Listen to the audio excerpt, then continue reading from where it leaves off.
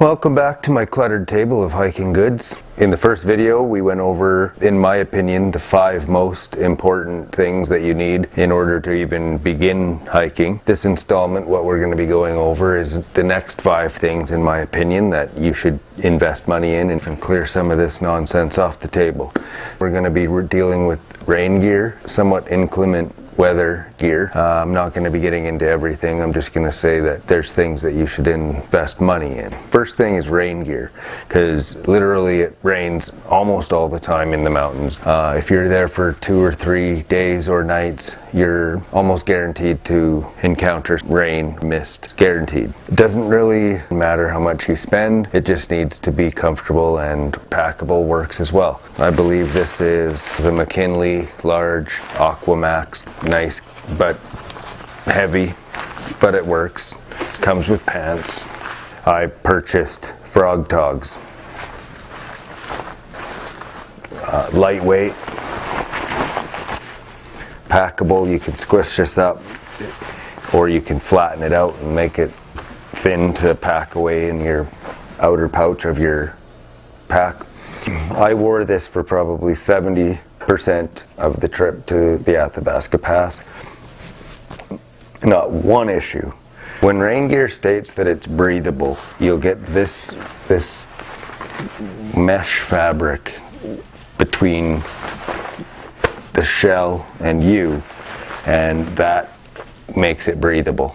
That is what they call breathable. And Frog Togs don't have that. So they do feel warm very quickly. However, so does this. I mean, in the mountains, that's kind of the way it goes. You pretty much just have to throw your hands in the air as to whether or not even to put rain gear on, because you're not sure if in 5 minutes you're not even going to need it, and you'll be overheating because of it. Anyways, then there's other things. I use this as like a neck gaiter. If it's really cold outside, or if it's a cool frosty morning, put that on before, keep that tucked away. Again, keeping in mind in the mountains, it's not uncommon at some altitudes to get snow in July and August, so you always have to be at least half ready to be, you know, I got these gloves, these aren't that bad, or mittens, depending on what time of the year you're going. A beanie or a toque, hat for sun and to keep the ticks away, and things of that nature as well. That's just basic gear, but for inclement weather, you're looking at getting some gloves or mitts, maybe a neck gaiter, toque for sure, or a beanie. I mean, I sleep in one because it does get that chilly.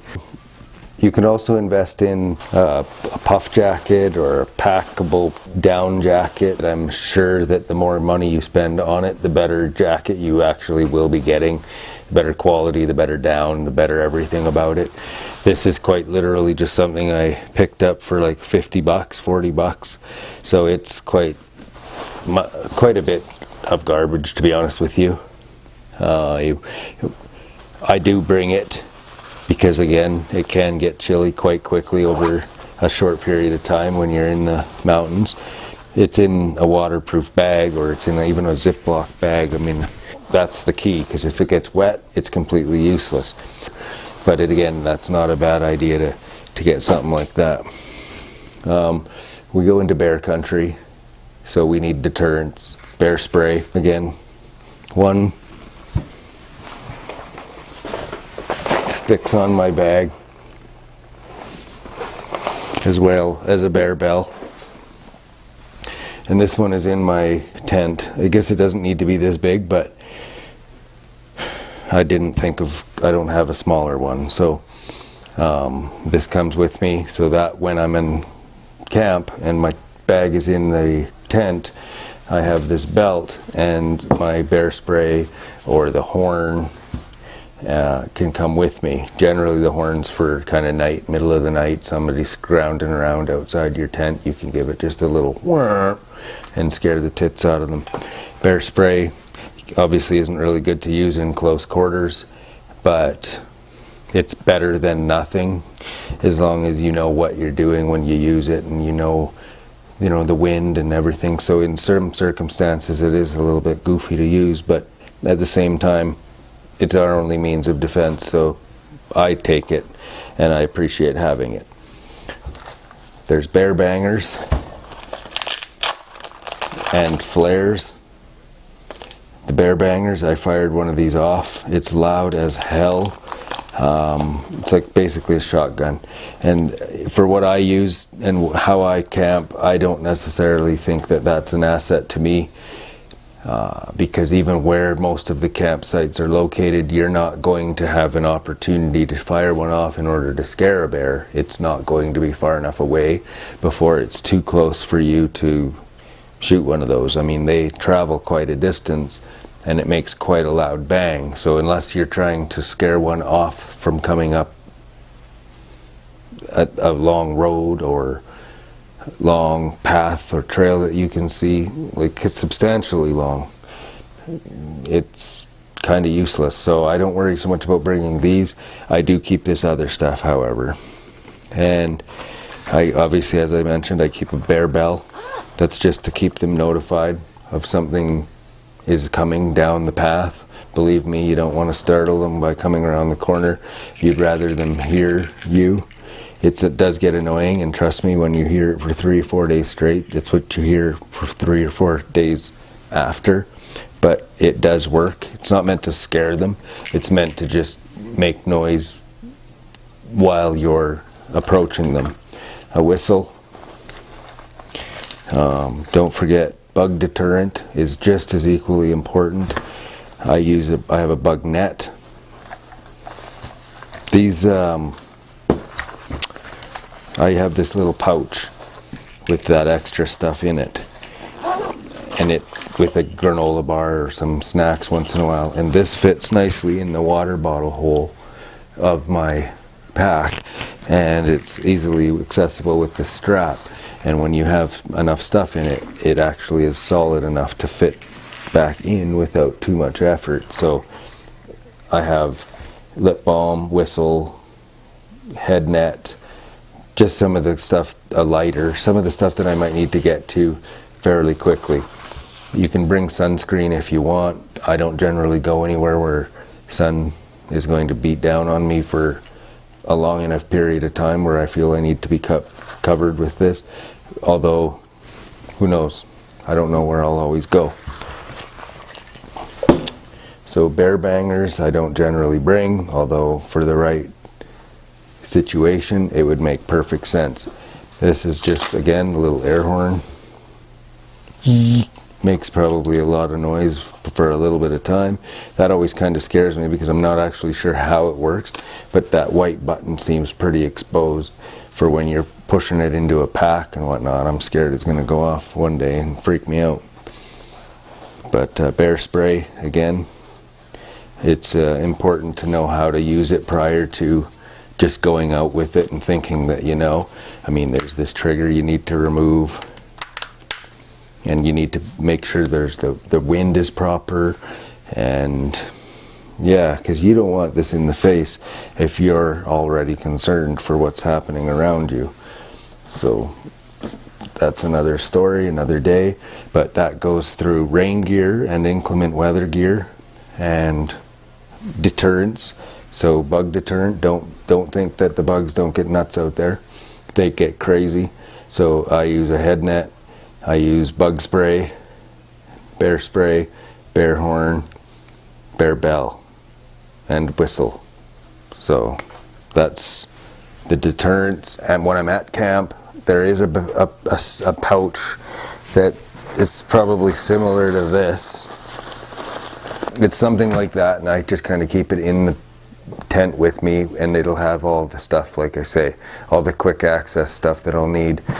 Toilet paper, which there's obviously not a lot left in here, so I'll need to bring more.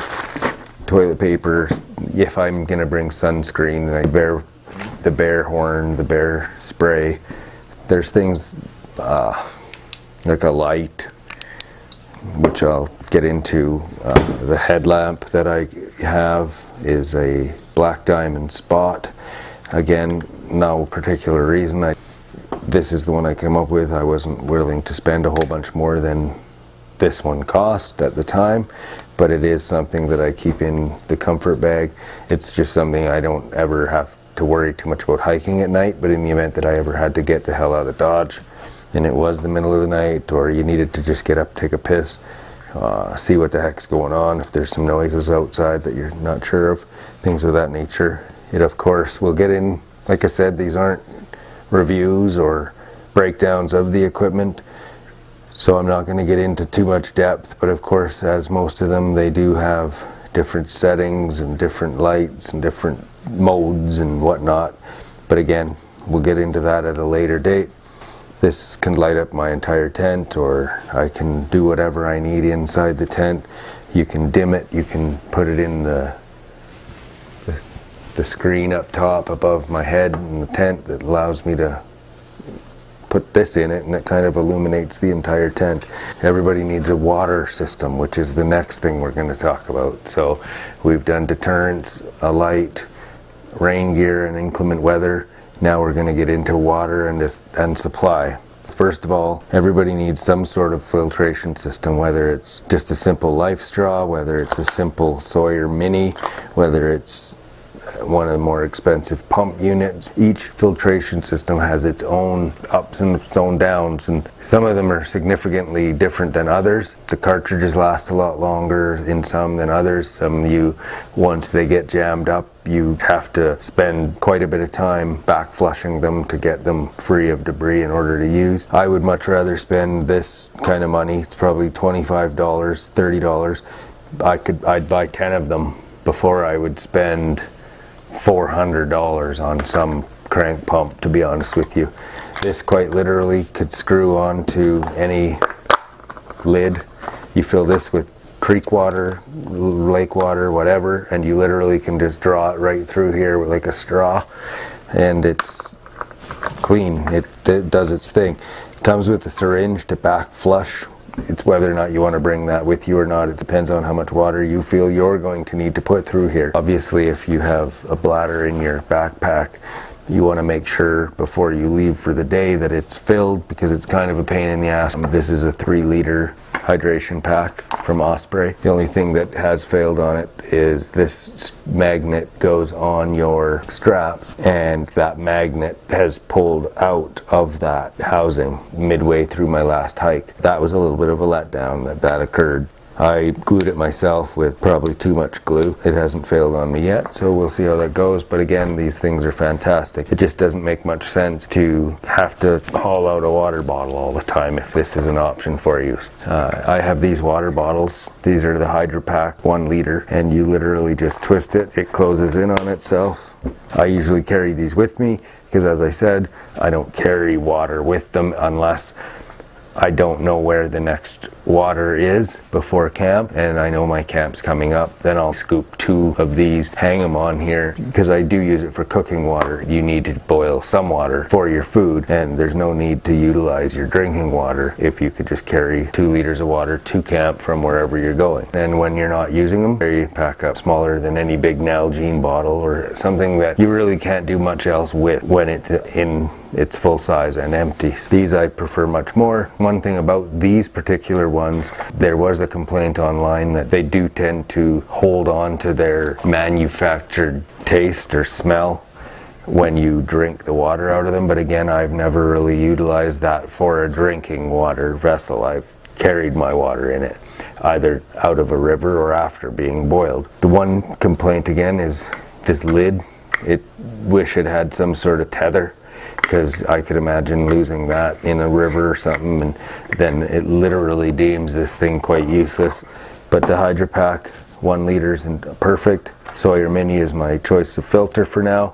Next we'll get into hiking poles or trekking poles. Okay, now again, I understand trekking poles is probably a touchy subject for some people.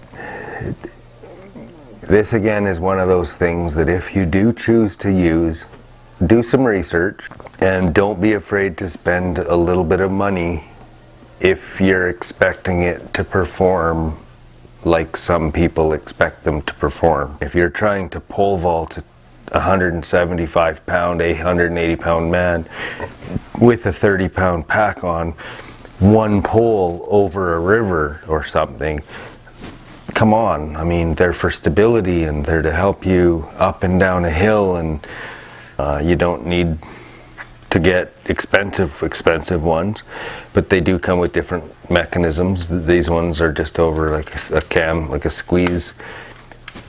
So when you store these, they're to be stored in the relaxed position, so you don't stress the plastics or graphites or aluminums or whatever you choose to purchase, if you choose to purchase any. That's why you'll see them like this most often. These ones are nice. They are compact. It's Comperdel. They're just a Ridge Hiker compact. Cork. I prefer cork because it doesn't so much absorb any of your perspiration and the sweat. So, but I prefer them. I will honestly never hike without them. They just give you that extra sense of stability and peace of mind. If you find out you don't use them, you can strap them to the back. Most packs come with specific areas that allow you to strap your poles to them. There are different varieties. These ones, of course, close in within themselves, like telescopic. Some are telescopic, but they have detent balls, like, and it actually locks into the hole, like kind of like when you're a vacuum pipe, like on a vacuum that you clean your house with. You have to push the button to release the steel. That's the same idea as those. So those, you could imagine, when that ball's in place, you've probably got a little bit more of like a solid foundation or base. I still wouldn't put all kinds of weight on it, but there probably are certain locking mechanisms and systems that would work better for what some people are trying to utilize them for. There are some that fold up, like visually impaired canes. They tend not to quite get so skinny because it's basically just bent over 4 times or 3 times, so you've got a kind of a mass of poles. These, like I say, close within themselves to about 18 inches, so they pack away quite nice, although generally I use them every minute of the day anyway. There isn't a time where I don't have them unhooked and using them throughout. So yeah, those are just another 5 things that I think are worth looking into. So thanks for coming by, thanks for watching, and we'll talk to you next time.